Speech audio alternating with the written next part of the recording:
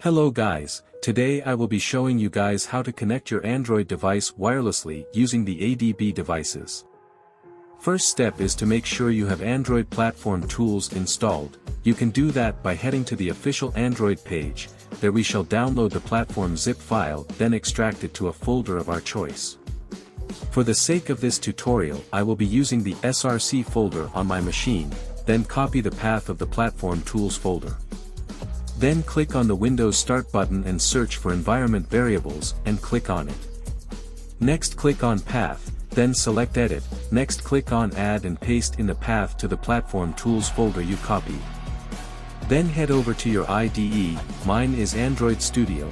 Now you can see on the top right corner of my IDE my device Nokia 3.4 device is currently connected using USB. We wish to use the wireless debug service, which we installed from Platform Tools. Then head over to CMD and make sure your device has USB debugging wireless debugging enabled in the developers option.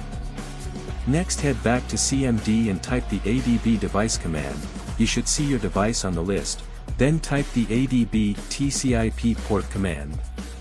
The port could be any 4 digits of your choice, mine is 5555. Then type the ADB connect and the IP address of your device. Make sure your phone and laptop is connected to same Wi-Fi network. Then hit enter. You should get a success message saying connected. Then head back to your IDE and on the top right corner you should see 2 devices on the list. Then unplug your Android device and you should still see your device showing up on the list.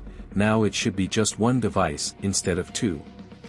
Now you can click run again and your app should be successfully installed and emulating on your phone. Please do like, share and subscribe as this helps the channel grow. Thanks for watching and I will see you next time.